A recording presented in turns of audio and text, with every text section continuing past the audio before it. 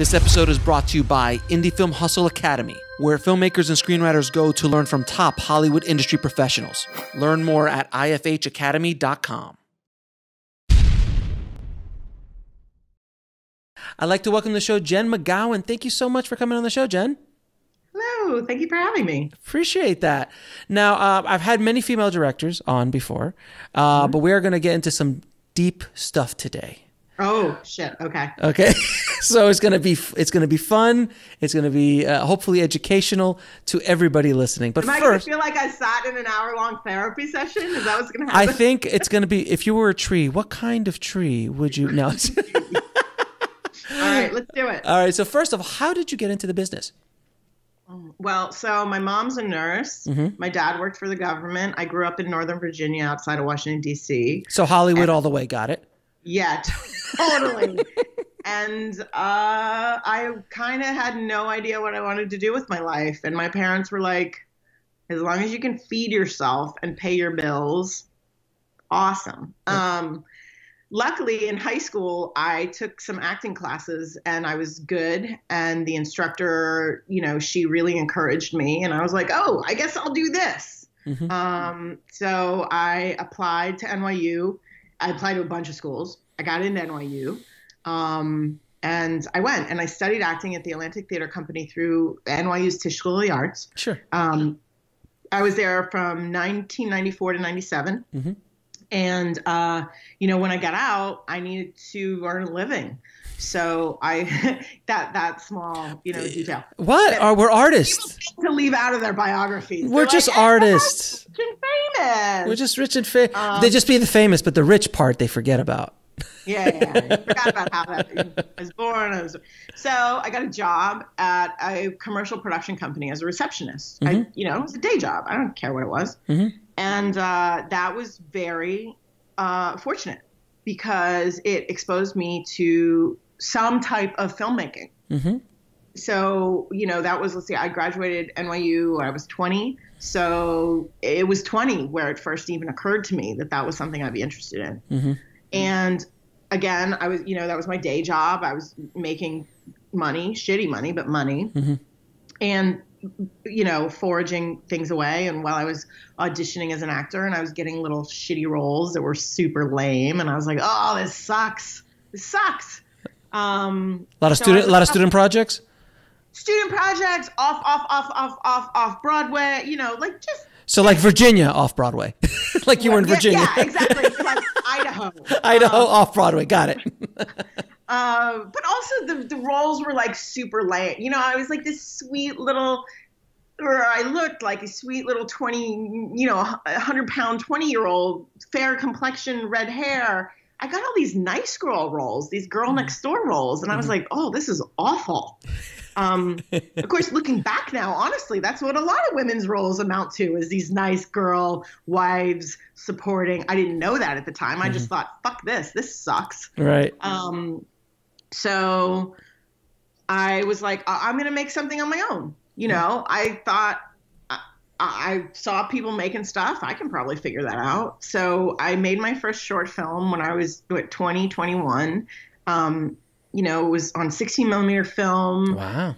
We read, I got Panavision to donate a camera. I got Kodak to give me film and, took over an apartment or two for a weekend. And the film was horrible, but I loved it. I was like, that for me, that was my Goldilocks moment. I loved every moment from conception to screening. And I was like, this is what I'm doing. And I went to film school. So then you did a handful of shorts. And how do you go from doing a handful of shorts to directing an Academy Award nominee? Gosh, shit. When you put it like that, it sounds really good. It does. No, because you literally went like, I did a couple short films. It was really not that good. But then your first feature is... No. Hold on a minute. Okay. The first one was not that good. Okay. The first one, no, that's what I meant. But that's where you stopped. So I don't know where, I don't know what else is left. I don't know if you just went straight from a bad short film to directing an Oscar nominee. Right. That's not the whole So story. you need to continue going. I applied to film school. I got into USC. studied directing through the MFA program there. And something that I was really fortunate, again, look, I'm a really fucking hard worker, but I'm also really lucky. And I say that, especially, you know, as your audience is curious about learning about the industry, as you go through your career, you will meet people who are more talented than you, who are more skilled than you, who have better connections than you. They might not be the ones that end up rising to the top. It doesn't mean that you're better than them. It just means that it didn't happen. So that's why I you know, yes, I'm really hardworking and I hustle. And I think I'm pretty good at what I do too, but I'm also really lucky. So to that, you know, I got into film school. I went to film school. You know, because I was paying with student loans, I tried to stay for as short as I possibly could. I knew I only wanted to direct, so I didn't take any classes that weren't directing. I took all the extra classes that let me make stuff. And that was a total strategy. I got to the end of my thesis project, and I was like, okay, I've got a full semester of critical studies classes to take. If my thesis film does well, I'm out of here. And if it doesn't, I'll stay, take that semester, and I'll make something else, hopefully better. Right. And so my thesis film got into Tribeca, and I was like, I'm out. So I had a whole semester of courses left that I was like, no way, dude, that's like 30 grand. Are you crazy? Yeah. So that was my first short film, you know, proper short film. Sure. Then I did another film called Touch, which was really the thing that opened all the doors for me. That film is a very simple film. It's two women standing on a train platform. You can find it online. I can give you the link. It did incredibly well. It went to over 100 film festivals around the world, won most of them. And that one of the wins was the Florida Film Festival, which then qualifies you for the Oscar. Right. Which I did not get. Yes. I did not even get into the last 10. I was so bummed. All right. But I did get the attention of some producers who, at the time, I was pushing a project forward, which was this script called Kelly and Cal. And, you know, my background with my family, I don't really have any contacts except for whoever I made while I was working. And I was like, I'm gonna get this film made. I'm gonna find the money for this film. And I just basically knocked on every door that was appropriate. I mean, I think that's really important when you explain that. Okay. Here's my general rule of thumb. I do not ask for something from a stranger or any cold call type of situation that is not going to benefit them. It's just that's the language of this business. I will ask a friend. I will ask a family member. But when you're getting into business relationships, it has to be win-win.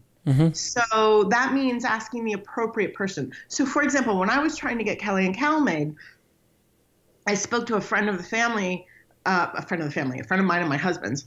So same age, not like, you know, whatever. And he's a manager. And he oversees a lot of big studio superhero movies. And I was asking him his advice, and he was like, I have no idea how these little movies get made. None. Yeah. I've spoken to many of these big studio guys. They like, you say, I made a movie for $5,000. They're like, I'm sorry, what? That's not even our coffee money this week. He had no idea. He was like, Jen, I would be I have no idea. Right. Once you do it, let me know. I'd like to know. And I'm like, okay. So, you know, you don't ask Spielberg to produce your short film. I mean, maybe you do if you know him, but that's the thing. Do you know the person? Sure. So in any case, I was getting to the end of my list of producers, and you know, when somebody would say no, here's the other thing. I knew the script was really good. Okay. I knew the script was really good. I knew my work was really good because after I did Touch. So I wasn't asking for a favor. I was presenting a package that was valuable. Doesn't mean it was a complete package. You know, we needed financing, we needed all these things, but what was there was valuable. And that's something I think is really cool about the film industry is we all need one another. So make that work for you. People look at that need of needing one another and they see it as a negative. It's like, no, somebody needs you too. That's great. Whatever level you're at, whether you're making your first shitty short film or you're making a multi-$100 million feature, there is somebody at every level that needs you. Your task is to find that person, people. So anyway, while I was looking, this is where the luck came in. These two producers, Mandy Taggart and Adias Roney, New York. I'm in LA. They called me out of the blue. And they were like, hi, you know, we're Spring Pictures, and a friend of ours saw your work on the festival circuit. We're looking for up-and-coming female directors. Would love to know if you have anything you want to make. That generally doesn't happen. Get the fuck Who out is of it? Who is this? Who is this? I was like, okay. But I will say, like, being a woman in this industry, and this is a challenging thing to say, but you have to be open to paths that are not traditional because we're blocked out of the traditional paths. So, so I said yes. And I was like, actually, I do. Now, I'm not an idiot either. I looked them up. I saw them legitimate, you know. So you did your due diligence. I did my due diligence, and I was like, look, I have this film I'm trying to get made. I think it's great. Maybe you'll take a read. They read it. 2 weeks later, I was in New York. We were meeting. And I think a month or two later, we were shooting. That's insane. It never happens. It's insane. It never happens. And now I'm frustrated with the world that doesn't happen on a regular basis. That's like never. Especially your first feature. Never. Yeah. It was my first feature. It was $1.1 million. We premiered at South by, and we won there. And you also starred a little actress by the name of Juliette Lewis. So, here's the thing. Yes. She gets so much props for starring in this film. Not because, and again, this goes back to how you approach people that you don't know. Not because she was helping me. You know, you don't go to a star and say, I think you'll be great in this movie. Of course they'll be great in this movie. That's why they're fucking A-listers. Right. They know that. Right. But we had something that she was looking for too. And she responded intensely to the role. And when she and I met, we hit it off. And she trusted that I would not make her look like an idiot.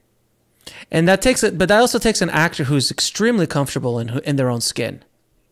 Not only that, it takes a particular type of person. And, you know, the thing that I absolutely adore and admire about her is she does what the fuck she wants. Yep. And not a lot of people do that. And sometimes even fewer women do that. Right. She does, and then when she does it, she commits. When she says yes, she is 100% in. I have so much respect for that. I adore her. Now, let me ask you a question. How was it? Because I always anytime I talk to directors who are directing a caliber of Juliet's stature. Yeah. How do you direct an Oscar nominee? You know, like, how do you walk in the door and because obviously they can act.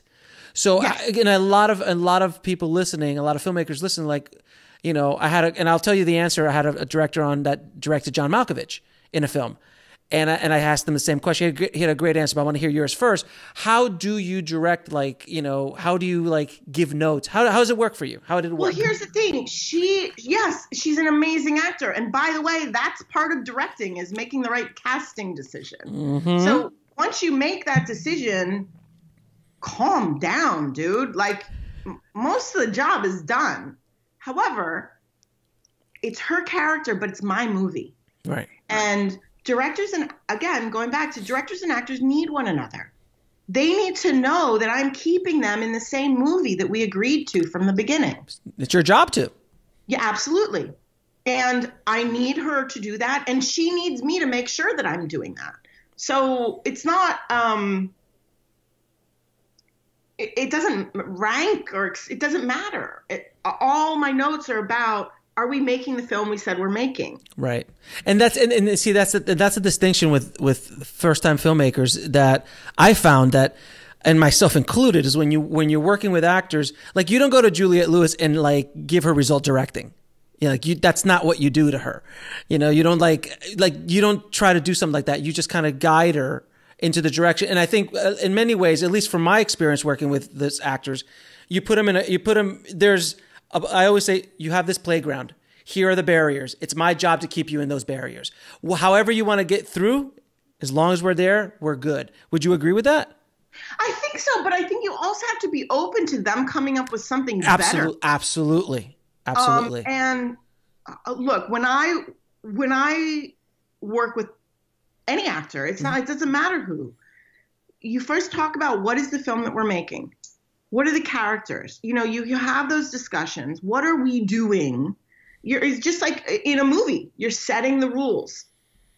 And then you execute that. So then when I'm on set and I am watching a performance, so, you know, I think about this a lot. I think one of the number one things a director does is don't let anyone lie.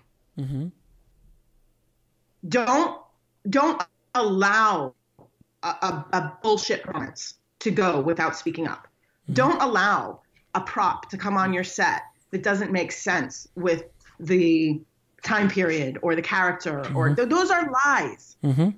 And that adds up to meaning over the course of your film. And that's what you're there to do, to protect the truth of the film, which interestingly is made up by lots of things that are completely imaginary and fake.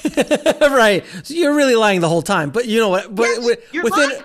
But you're lying in service of a truth. So it's okay. Touche.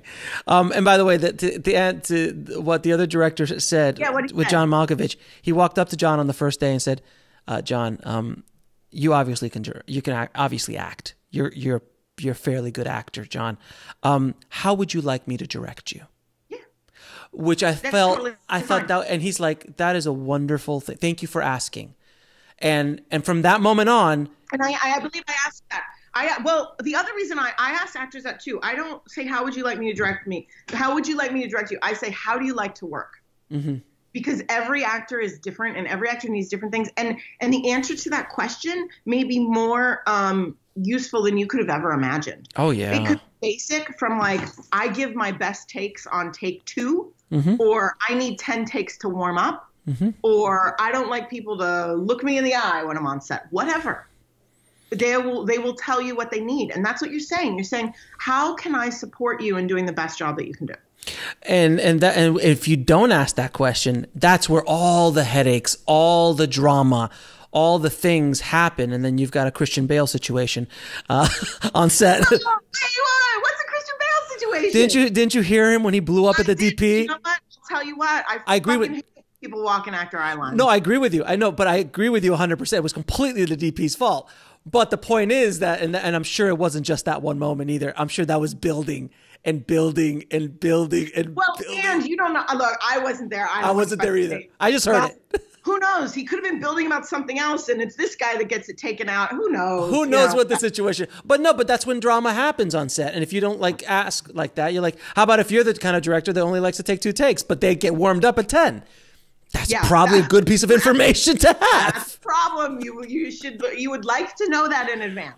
And I think that's the thing is like treat everybody on your set as a professional. Yes. If you hired correctly, mm-hmm. you are working with people who are very skilled mm-hmm. and are additive. That's why they're there. Mm-hmm. Absolutely. Now let me ask you a question. What is the major challenges facing indie filmmakers in today's film industry, in your opinion? So it's such a weird question. I mean, like we have to say like, okay, you're asking that question on January 3rd, 2019, mm-hmm. because I feel like every day the industry is changing. Yeah. Oh yeah. With Netflix, I got to say, honestly, it's mostly Netflix. They are. They're a beast. They're a beast, and there's good things and bad things about that. It means more variety of filmmakers are getting to make films. Mm-hmm. Budgets are going down, though. Budgets are going down. Money's becoming thinner at a certain level.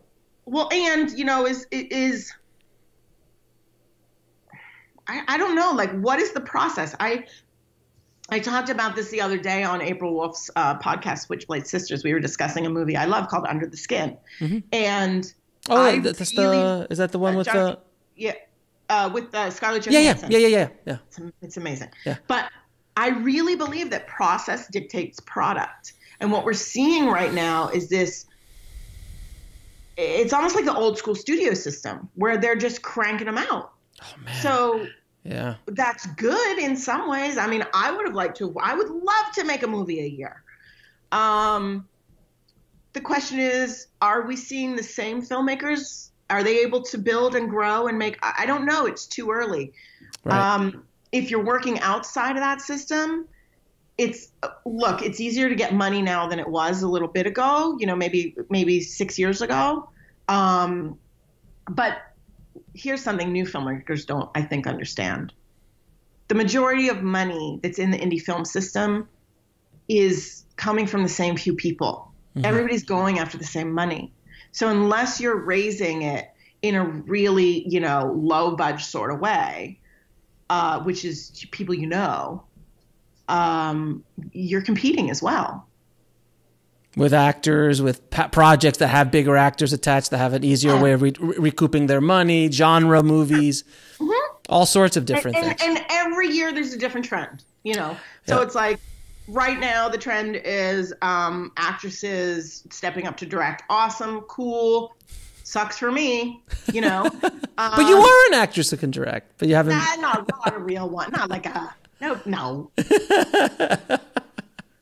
But look, it's all about value. It's all about mitigating risk. And if you have a recognizable name topping your film, that's a risk mitigation. So that's a good thing for investors. Right. And between that and genre and budget, like if you make a $100,000 horror movie with at least one or two names on it, you're going to have a good chance of recouping your money and also making a profit.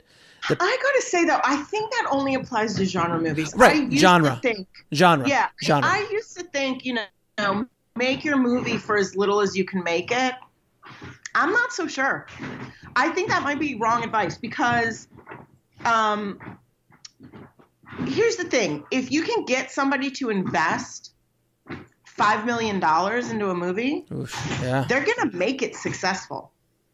They have to. They fucking need that money back. Yeah. Rich people can part with $1 million. So when the going gets tough and your film comes out, all of a sudden, it's okay. Let's just. It's a write-off. It's a write-off. Yeah. So I think that make your film for as little as possible. I'm not so sure I always agree with that. It all depends. It all depends on what you're trying to do and what kind of story you're trying to tell and all that kind of good stuff as well. Like, I've made movies that are under $10,000 and I've worked on shows that are, no, I know. And I could tell you all about it off air. It's a heart attack. Oh yeah. I'll tell you all about it after we get, I have to tell you, the other thing is because I came from commercial production, because that's what I was doing when I was making my money. I always thought a film set was, 60 people. Right. That's how you make a movie. Because that's what it is in commercial sets. Yeah. So when I show up to my little indie film set. With there's 10, 15, 20 people?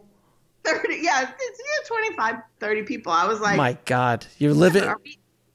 Are we a real movie set? So you can't even comprehend shooting a movie with like 3 people.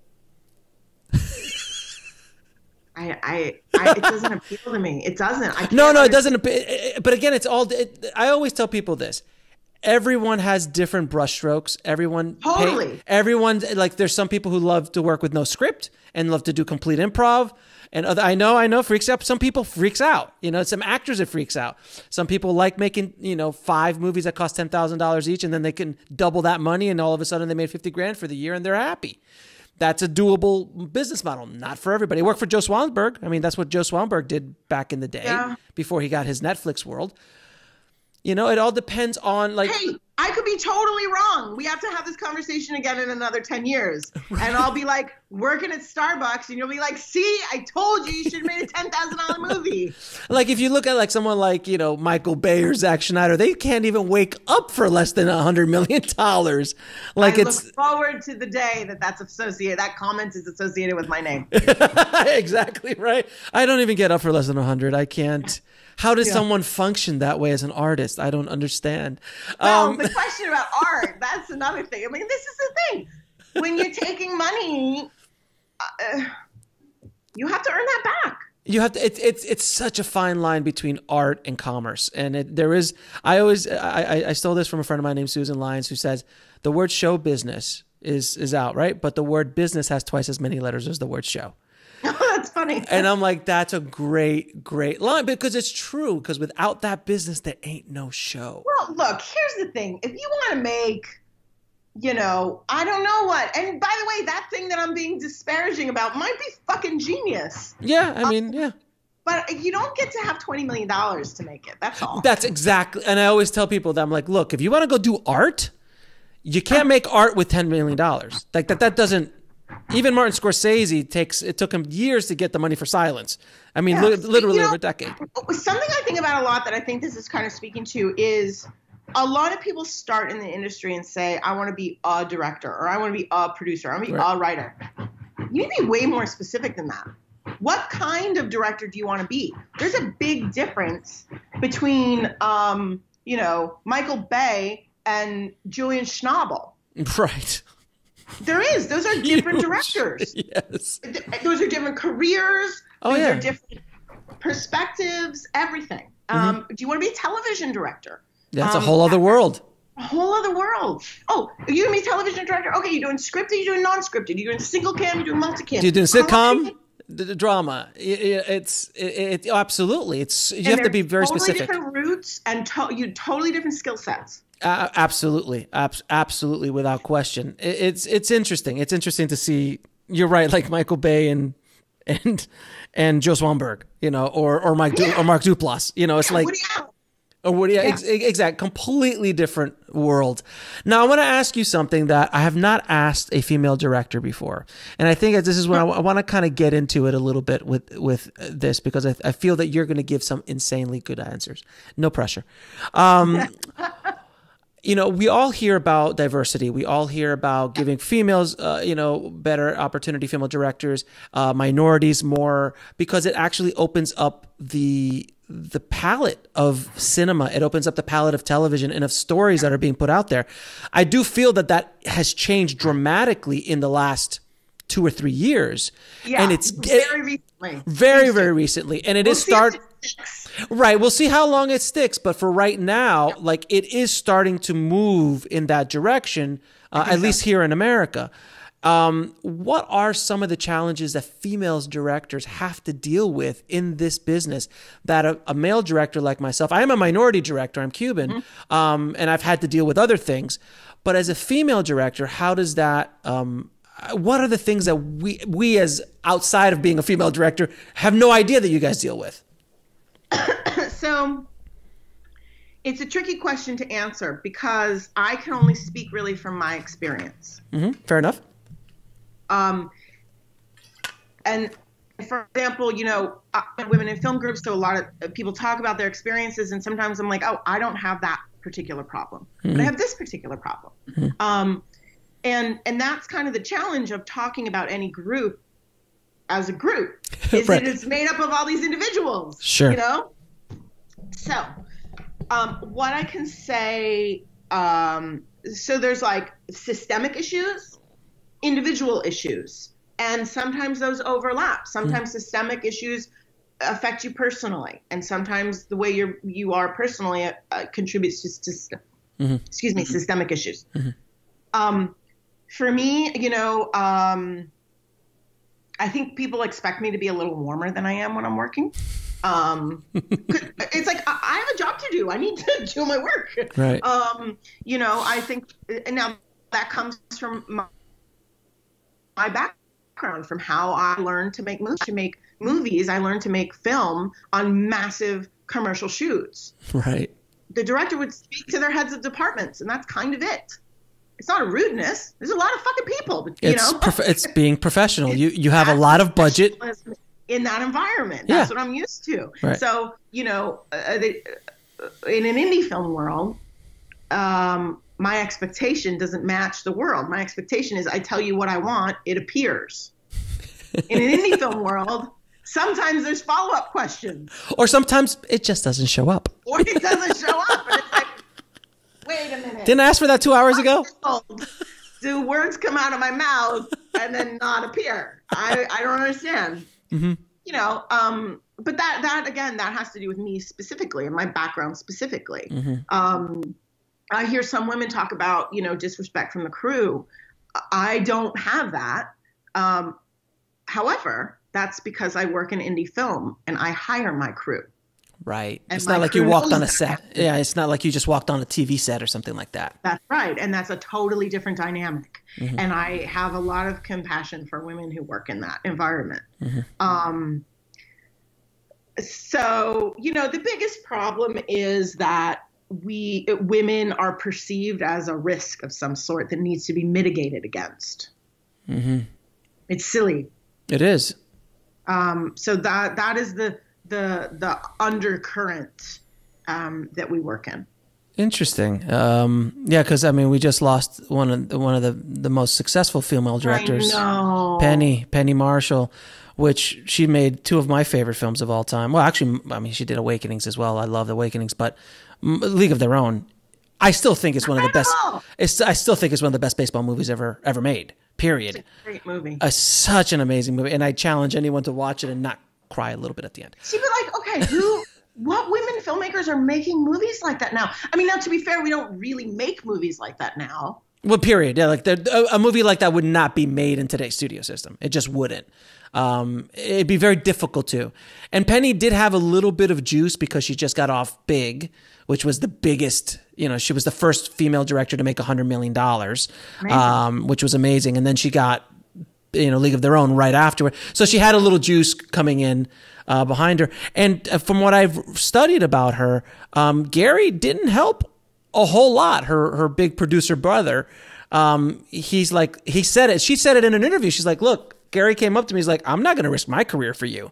So straight up, like he said that straight up. I'll tell you something funny about that. Yeah. My husband does television. He does nonfiction television. He has his own production company. Uh-huh. I cannot tell you how many things I come up with and pitch to him. And there's this one show I've pitched to him. And he's like, I don't get it. I was like, that's fine. I just need to be clear that you're passing because I am going to take this to one of your competitors and get it made. Uh-huh. Are you going to be okay with that? He's like, oh, well, maybe I need to read it again. But when I heard that, he's like, I'm not going to risk my career for you. So you got to come in and knock it out yourself. Yeah. It was extremely interesting. Now, but do you think the industry is giving more opportunities now to not only to women, but also to minorities in general? In certain areas, you know, I think it's really wonderful that there is actual research being done on this now, because in the past, you know, an interviewer would ask somebody like me this, and we'd say, yeah, I think it's getting better. Okay, that's based on my very subjective, singular experience. The fact of the matter is we can look at numbers because of the research being done at USC Annenberg by Stacy Smith and Martha Lausen at San Diego, and see that in big budget feature films, it's not changing. No, because they don't. It's because of the risk mitigation that you're talking about. You know, even someone like Catherine Bigelow, who, you know, could rock it like the best. You know, James Cameron said it best. He's like, she kicks ass as an action director more than most boys. You know, it's true, and she having look at who. The few women that get to do stuff like that, why do they get to do it? Because they're, you know, they're Lexi Alexander. They're a fucking Olympic whatever. Meantime, these schlubby fucking guys get to do exactly. They've not been to the gym in a year, and they're directing fucking, you know, I don't know, action, kung fu, whatever. Right. We have to be an expert in the topic as well. We can't just be directly think some of this is because people do not, even in our business, know what a director does. Right. They think it's magic. It's not magic. It's not magic. It's a skill. It's experience. Skill. Yeah. But they don't believe that. They think it's magic. And, you know, and I think one of the biggest pieces of advice I ever got is like casting is 90% of a directing job, as well as casting your crew, hiring good people Absolutely. around you who who are much more skilled in those arenas than you are. You know, arguably the only two directors that I know of that even people who've worked for them said that, you know what, these guys are probably better at what we do than we even are, is Kubrick and maybe Soderbergh. Soderbergh too. That's a third one, and Cameron. You know, and because these guys are they're freaks of nature. They're just outliers. But it's very true. And yeah. Well, so you know what? But that's a good point, because we like to elevate the what is that word in math? It's like the odd thing, the fluke. Yes. We like to elevate the fluke and then make decisions based on that. That's crazy. So this brings me to another topic, which I always love to talk about, the lottery ticket mentality. So the lottery ticket mentality is, who do they show at every lottery drawing? The winner. They don't show the billions of people who lost. So the mentality of the El Mariachi story, Robert Rodriguez, Tarantino's mythical story, Kevin Smith, Spike Lee. Yeah, we tell those stories because we like those stories. Richard Linklater. Those guys are like, oh, they made a little short film and they did this, or Paranormal Activity that was made for $30,000. And I love anytime I see a prospectus or an investment packet. Every single time. Like, you guys, that's not repeatable. It's like, look, Blair Witch made. I'm like, Blair Witch was 20 years ago. Why is this thing too on the perspective? And then they're like, well, Easy Rider was like, Easy Rider? Are you kidding me? Because that was an independent movie back in 1970 something. The thing is, like, you have to know, I really think you have to know the business. I personally like the business. I enjoy the business. Yeah. I like the people that populate the business. I think that contributes to some of my luck, frankly. Mm-hmm. You know, if you have trouble, if you don't like people and you don't like the industry. But still want to be rich and famous. You know, I'm sorry. Why do I give you money when, you know, I think it's so important, and if any filmmaker listening to this right now really needs to understand that you got to understand the business. The business is not sexy. It is not the sexy part. Lenses are sexy. Cameras are sexy. Being on set with big stars is sexy. But when it's pouring out and you're on your 14th hour and you're over budget and you're going into OT that day, and if you don't understand what's going on, and then your actor's giving you problems and your DP's giving you like, I need another 3 hours because I need to set this shot up. I'm like, dude, just shoot the damn shot. You know, this is not Oscar winning right now, guys. Let's just move it along. Okay. So this is one of the things that drives me bananas. Whenever they talk about, to get back to women in film, whenever they talk about women in film, they're like, they're not good enough. Okay. But what bullshit? That's like bullshit. But no. What kind of comment is that? What doesn't matter what kind of comment. It's such a broad comment. The point is, you know, our industry is made of like, what, 1% Oscar winning films?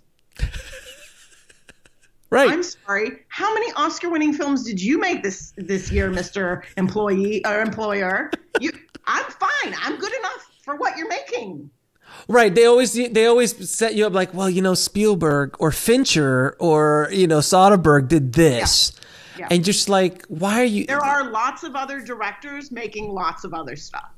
Right. And doing what I do now, I've met a lot of them. I've spoken to a lot of them. I interviewed a lot of them. And the more you realize, like, again, it's that fluke mentality. They just it's just easier. It's easier because you can wrap your head around Kubrick. It makes you feel good. I mean, look, this is why we tell stories to begin with. Right. We tell stories to either validate our own experience or, you know, make us feel a certain way, inspired, happy, sad, whatever. But that's also why I think who makes stories is very important, because when we're telling ourselves stories, which are essential, you know, storytelling has been the dawn of man, we were telling ourselves stories. So clearly it's important. I'm not a sociologist. I don't know why, but it's important. So if your story is about, what is that phrase about two blind men grab an elephant, one grabs the tusk and one, it's like, guys, if we keep telling the same stories from the same perspectives, we are doing a disservice to ourselves and to our audiences because we're not telling the full picture. Because that's not a reflection of the world we live in. It's not a reflection of the world we live in. And, it doesn't, if stories are helping us figure out who we are, who we were, and who we're going to be, when we leave out entire groups of the population, is it any wonder that we have difficult relationships with those groups? Or even worse, villainizing them. Totally. I mean, you can't see an action movie without a foreign villain. With an English accent. Obviously, all bad guys are English. Obviously, if you watch, we've got some Russians now. Russians are coming back. They're coming back. But for the longest time, and even still today, like it's always the British accent. I don't know what is about a British accent that they thought is like that's obviously a villain. To American audiences, So I have a theory about the American-British relationship, and in cinema or in general. General. Oh wow! Okay. It I think contributes to that. They are the only population or country on the planet. Before you continue, I have a big English audience. Just throwing it out there. They'll appreciate that. Okay, good. That Americans are deferential to. Okay. What other group, whatever, would we allow to judge all of our baking shows, judge all of our dancing shows, come and tell our president that it's okay to invade another country? We give them such respect. I think it's because we come from them. I think I guess that's a very good theory. That's a good theory. It's a good theory. One other country on the planet. Could you imagine Americans going, yes, Spain, so Mexico, or Spain, or France, Greece. Yeah, or Greece. Well, the British are the only ones to look up to. Well, and that's why we make them villains in every single spy. We got to get our thriller. arms back. We got to get our arms back a little bit. Now, I wanted to also talk about mentorship. And I think this is something so important. And I know a lot of young filmmakers don't understand this because it's not the same as it used to be with the apprentice and the master kind of relationship, which was so wonderful. That was one of the wonderful parts of the old studio system and old Hollywood, because you would come in, work under a master in that field and apprentice under them to learn a craft. And nowadays there is not much of that left. No. And also, this generation coming up, and even just first-time filmmakers or younger filmmakers, they don't understand the value of talking to somebody who's walked that path and it has the wounds, has the scars to prove and it. Also understands the industry. Right. Getting back to what we said, like you could be a brilliant filmmaker, but if you cannot communicate your ideas to your team to execute, forget it. If you don't understand why the producer is asking you to put something in, if it really doesn't hurt the film, put it in. It's called politics. No, really. It is. I've talked to two people in the last 6 months. One's an actress, one's a DP. And they said similar things to what you're saying right now. The actress said, I don't understand. In the last couple of years, the DPs are running the sets. What is going on? And I was talking to my friend who's a DP, and this person said, I just did this show, and like this director didn't even know how to set blocking marks, like didn't know what a blocking rehearsal was. Yeah. So I don't know. I don't know if it's a lack of respect, going back to the idea of this is magic, that you're talented, so therefore you're a director. The lack of this being a professional skill, I think not having an apprenticeship contributes to that. I think this might be the bad side of the coin of everybody having a camera in their hand. They're two. There's lots of great things about it, but this might be be one of the not so great things about it. Mm-hmm. No, without question. And you also you're part of a program that does mentorship for female directors, correct? Are you talking about We for She? Yes. So We for She is a program that I am a mentee in. Okay. A very wonderful director, Mary Lou Belli, is basically vouching for me. Okay. The program is to get women directors who have not directed episodic television their first job directing episodic. And the way they do it is they choose 8 or 9 directors, and each of those directors has a bigger director vouching for them. Basically, she's acting as my insurance. I am eternally grateful because the first class of directors that went through this program, the first 9 who had never directed a single episode of television, I think in 2 years have directed combined 65 episodes. Oh, that's amazing. It's huge. It's huge for culture. It's huge for those women's pocketbooks, which means their families. It's huge. And it's one of these programs that doesn't get a ton of press, but it's extremely effective. So I'm very grateful to be a part of it. That's amazing. And episodic TV is very lucrative if you get into it. It's also it's kind of like a closed off club. It's such a closed off club because it's a lot of people that don't know the industry is like a lot of people like when you go into direct TV, it's like you're walking into a really well-oiled machine normally, and you're in there and you just kind of slide in, and then you just do your thing. It's not like you're going to create these insane new shots. If it doesn't go with the style of the show, that's right, it's out. So it's fairly a little bit, and I'm not going to say the word easier than directing a feature film. It's different. It's different. And my understanding is you do not work consistently until you have done 3 or 4 episodes. Right, exactly. Yeah, because it's also because it's such a lucrative thing, and those positions, because there's only 15 episodes a season if you're lucky. You know, the long 25 episode there are out there, but they're rare. I know, and the showrunner or the EP directs half of them. Right, and then then they have to like you. So it's like literally I've talked to TV directors, like if you've got a good personality and the cast likes you, because the cast is so powerful on those kind of shows, especially the higher, the leads and the EP, if they like you, like, you know what, Jen's kind of cool, let's bring her back, she was really cool to work with. But if you have an attitude and you're not which is so funny because I feel like sometimes the indie film world rewards not the wrong things, but what the indie film world rewards directors for is not always what the studio and network world is looking for in directors. Oh, absolutely not. I agree with you 100%. Absolutely.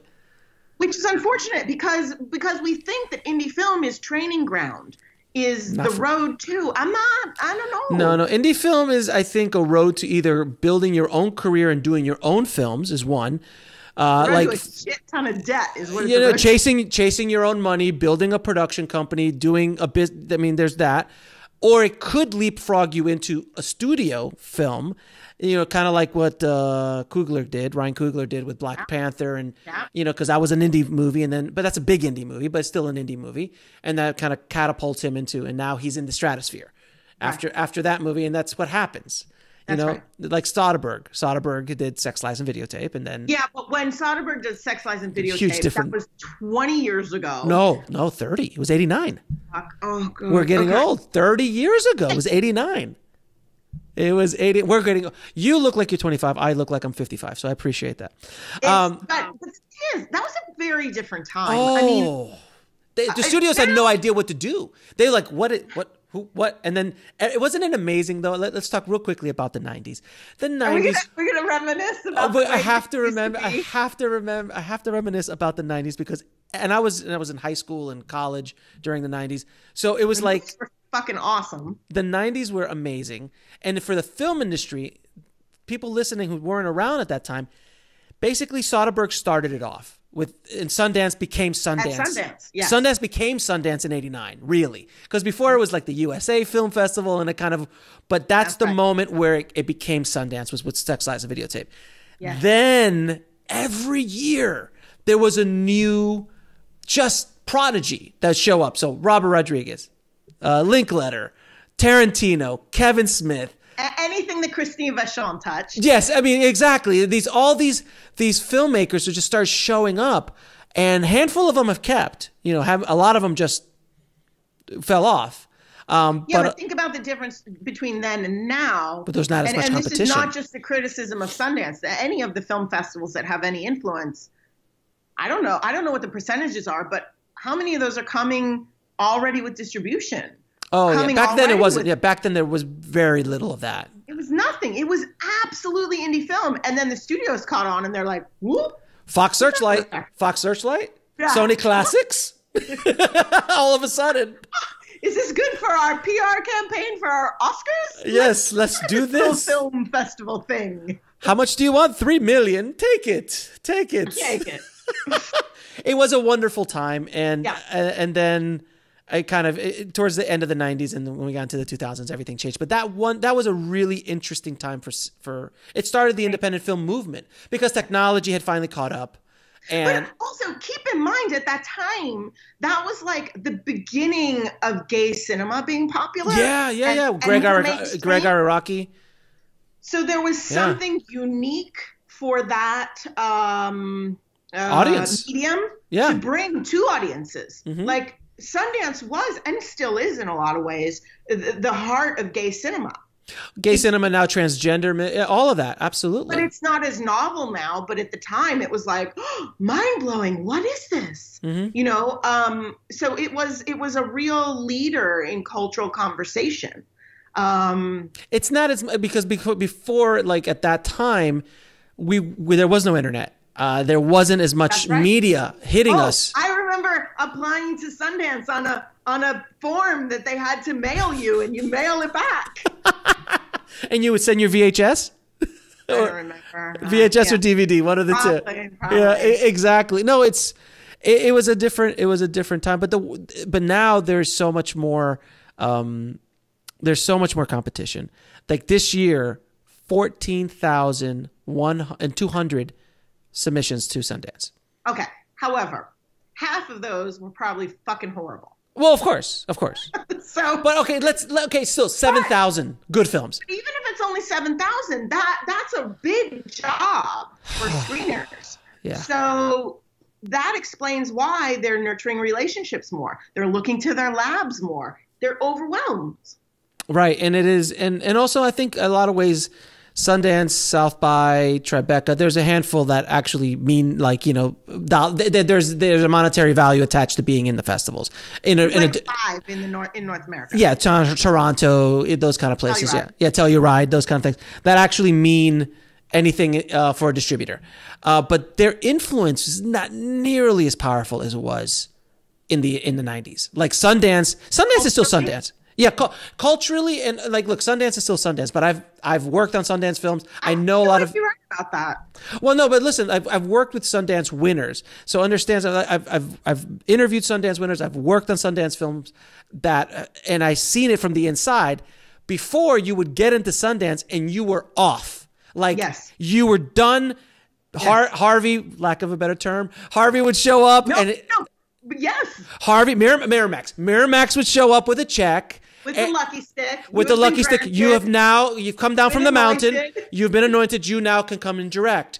But it would literally be almost everybody that would get in would have automatic in. Now, maybe one or two of them, 3, 4 out of the festival will get that kind of treatment if their film is like. Yeah, insane. I don't know. I mean, honestly, I think those would be interesting numbers to see. I think that would, because we filmmakers tell ourselves tales about these things. I think those would be interesting numbers to look at. But I do know that in terms of the conversation, the strategy is like, do we really want to premiere there? Because are we going to be able to raise a butt? No, it's brutal. It's absolutely brutal. And they're all fighting for the best films, and it's a whole the best programming, and then it's like. And then if this film, where am I going to get the most love? Am I going to get it at Sundance, at South by, at Tribeca? Who's going to give me the most love? I'll tell you what is handy about that for people to understand is that comes to the point of understanding your audience. Mm-hmm. You know, each of those festivals is an audience. Each of those festivals has taste. Yes. It has a specific brand. Mm-hmm. You're an idiot if you don't inform yourself about those things. So like a genre film will probably have a better chance at South by than it does at Sundance, depending on what it is. Generally, yes. I mean, Yes. obviously there are exceptions to everything. If your genre film has Brad Pitt in it, it's going wherever the fuck you enter it, you know? I remember watching Old Boy at Sundance with the director and it was just the most amazing, and that was a midnight movie, and it was the most amazing experience ever because no one knew anything about that movie. You've seen that, I'm assuming. Yeah. Oh, it was such a that was what year was that? Because 2004, 2005 or 6 or 7, one of those times. It was in that year. I could be wrong about this, but you would know. Did they always have the midnight? No, they didn't have. No, that was something that they added later because they started. It's new, yeah, and like Toronto has the midnight showings, and it became a thing. It became a thing. Yeah. To get other kinds of films in that they would not normally get, and now they have the Sundance Next show or there's another category of like films. And they have interactive and they have television and it's a lot. It's definitely a lot. Now I want to talk about your latest film real quick, which is Russ Creek. Yes. I haven't had the pleasure of seeing the film yet because no one sent me a trailer. But I'm just saying, I'm just throwing it out there. No one sent me nothing. I'm just saying, I'm messing with you, Karen. I'm messing with you, Karen. Under the bus. Karen is no, I'm joking. But I did see the trailer and it looks fantastic. I get sent trailers every day. Every day I get sent trailers. And it's a rarity that I want to see an indie movie. Like, it's because it's just generally the trailer's not well put together, or it's just like, it's not that interesting. Or you've seen it before. Or we've seen it before. Your film, which you'll talk about in a second, I would not mind watching that. Like, I wouldn't mind watching that. Poster. Alex Ferrari said, I wouldn't mind watching it. Not bad. I always think it's really funny because I have a dark sense of humor that you can work your ass off for years. Sure. Blood, sweat, and tears into a movie. Mm-hmm. It premieres, and there's somebody in the audience that's going to go, Well, because they have no idea, and we're so bombarded with media that they don't understand what it takes to actually put something on that screen. But no, but in all honesty, it doesn't matter to the audience. All joking aside, it does look phenomenal. So please tell the audience what it's about and any interesting stories behind it. Yes. So the film is called Russ Creek. It opens in New York at IFC Center tomorrow, January 4th. Nice. And then it opens a bit wider, so select cities January 11th, and it'll be on demand as well. It's going out through IFC Midnight. There's two answers to the question, what is the film about? The first is about plot. So it's about a young woman in her last year of college in Kentucky. She gets a job interview in DC over Thanksgiving break. And, you know, she's kind of type A, so she doesn't want to tell anybody in case she doesn't get the job. In order to get there, she has to drive through Appalachia, and shit goes down. Got it. So that's the plot. For me, what it is about is it's about the hope, you know, that you feel as a young woman coming out of school. You think all you need to do to be a grown-up is get a job in an apartment. And actually, you need to take the whole system down. Interesting. That's interesting to me, and that's what, you know, when I'm looking for movies, I'm always thinking, can I make something interesting out of this that the audience will enjoy? Mm-hmm. Can I keep myself interested for the 2 years? And that's on this. This is a project that I pitched on. I interviewed for, and I was hired to direct it. That's excellent, which are rare nowadays. These open assignments for directors are a rarity in general, so that you got it. Yeah. That's a testament to you. Because I really want to be that old school director that I go in and I pitch and I don't have to write. I love the process of bringing a script to life. Mm-hmm. That's your job. But that's your job. You're a director. That's what we do. More and more, they want you to be a writer, director, and I don't find that as interesting. And now you have to be a writer, director, actor, or actress. That's a whole other story. Yeah, not happening. And any interesting stories of making it? Because I'm assuming Appalachia it's wonderful, sunny all the time. It's wonderful all the time as far as weather is concerned. So anything go wrong? Well, let me ask you a better question. What was your biggest let me ask you a better question. What is the most challenging thing that happened to you on the set of making that film? Honestly, this is probably the same answer as to the previous question, which was weather. Mm-hmm. We were shooting in Kentucky between Thanksgiving and Christmas. Mm-hmm. Kentucky weather, which I did not know, notoriously moody in that, the beginning of the day can be 40 degrees, the end of the day can be 80 degrees, and there's a rainstorm for 5 minutes in the middle. We had every type of weather. It was extremely cold. We had days where it was 7 degrees. We were primarily shooting outside. We were shooting in water. One day we were rushed to the basement of a building because there was a tornado coming. It was, the weather was quite challenging. Not Southern California film stable weather. Oh God. Yeah. I forget because we live here and it's hard to, when you go outside of the state, you're just like, is that a storm cloud? And you look up and you forget what they look like. What I really forget is the bone chilling colds. Oh yeah. Yeah. I don't know. Huge difference between 32 and 7. Oh, huge. It hurts. When it's so cold, it hurts. That's just God telling you need to leave. Yeah, go inside. We invented heaters for a reason. Just go. You shouldn't be outside. And then also, you're also part of a website called Film Powered. That's your site? That's my site. I created that. So tell me a little bit about that.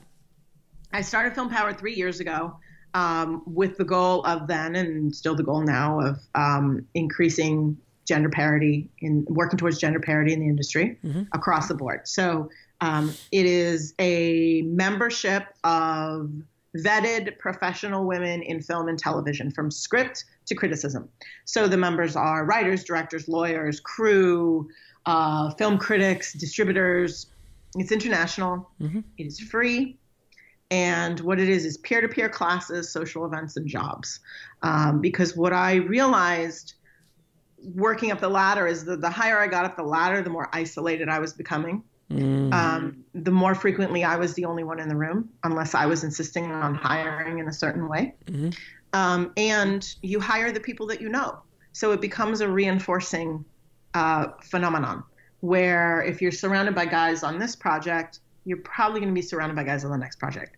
By the way, nothing wrong with guys. Mm-hmm. I have worked with a lot of great guys, and there's a lot of great guys that worked on Russ Creek. Mm-hmm. But there's nothing wrong with women either. Right. And they are skilled and professional and deserve a job and deserve to be paid and deserve to be held up to the standards that everybody else is. Fair enough. Now I'm going to ask you a few questions I ask all of my guests. Okay. What advice would you give a filmmaker wanting to break into the business today? Today. That's the important part of the question, actually. Mm-hmm. Yeah. Not 1991, not 1977. 1977. I'm not going to jump on the Universal tour and then jump off and open up a little know, bullshit. I got and this is, by the way, for people who don't know this story, there's a Spielberg story where he jumps off, he finds an office somewhere, sets up shop, and starts making deals for like 6 weeks until someone finds out who he is, and then Sid Sheinberg gives him a 7-year directing contract. Yeah, because that's how reality works. All right. Nice story. Yes. So, look, I think you need to find your people. Mm-hmm.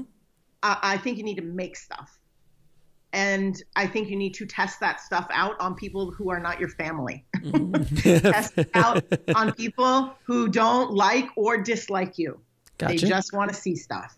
Got it. And then do it again and do it again and do it again. And in the meantime, you need to sustain yourself as a human being, which means you need to have a job that pays you money so you can pay your rent. You need to take care of yourself. All of these things are important if you're going to sustain long enough for the time that it takes to turn it into a real career. Yeah, it's a long-term play. It's not a short-term play. No. And if you're lucky, hallelujah, you got hit with the lucky stick. chances are that's not going to happen. So I wouldn't depend on it. Right. If you have a 6-month plan, you're probably not going to make it. Yeah. You need a 6-year plan. Yeah, you're probably wasting 6 months, quite frankly. Go to the beach. Yeah, exactly. Yeah, you should have a 6-year plan. A 10-year plan is what I always suggest to people. Yeah. Now, can you tell me what book had the biggest impact on your life or career? Tell me again. You broke up. Can you tell me what book had the biggest impact on your life or career? Oh. So, because we spoke about the 90s, I used to read, it was called Shooting to Kill. Mm-hmm. That was the Killer Films book. And she did another one, which is on my bookshelf, and I cannot remember. Basically, Christine Vachon of Killer Films had this book about indie filmmaking. Oh, wow. And I thought that was phenomenal. Okay. I haven't read it in a very long time, so I don't know if it's any good. But at that time, mind-blowing. At the time, it was very transformative. What is the lesson that took you the longest to learn, whether in the film business or in life?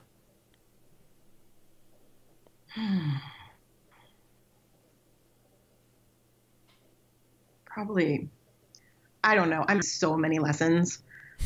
I tend to need to calm down a little bit. I don't know what you're talking about. I don't know what I'm actually have to fix you in post because you're very unanimated. So I'm going to have to bring you up in post. Right. Yeah, I get really impatient. Like I want things to happen now. And it's hard for me to like take a moment and not feel like I'm wasting my whole life. Fair enough. And 3 of your favorite films of all time. Okay. So I love E.T. Okay. Great movie. I love The Ice Storm. Oh, that was a good movie. Yeah.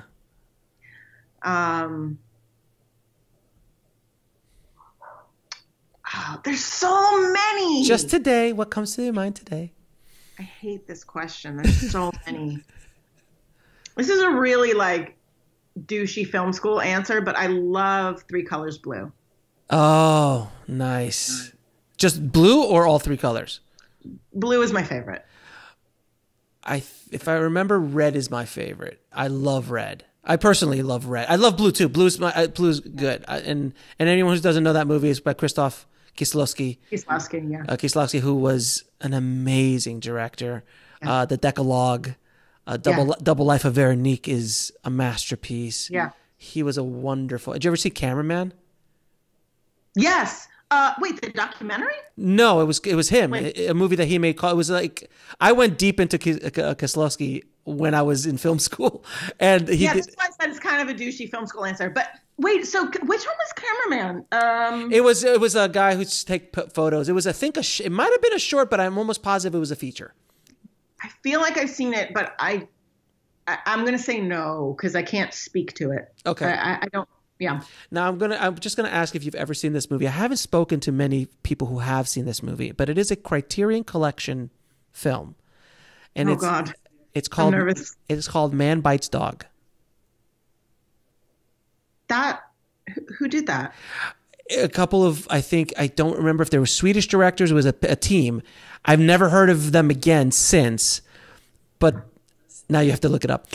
But I know. Did you see my hand? Yeah. I saw the hand just move over. So I was like, oh, she's looking it up. Man Bites Dog, which is about a documentary team following a serial killer. Okay. That's why I thought it was a documentary. But it's a mockumentary. Huh? It's a mockumentary kind of. Yeah. Okay. All right. Here's an obscure one from you. Did you ever see the movie? I want to say I love that we're film geeking out here. I love it. I love that we're film geeking. I have to say, this is actually one of my weaknesses. I am not a great film.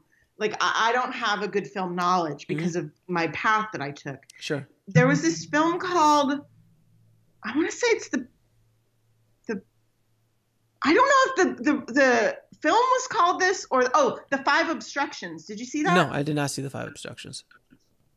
It's kind of awesome. All right. I'll put it on my list. Oh my God. I'm going to send you my list. I'm going to send you my master list.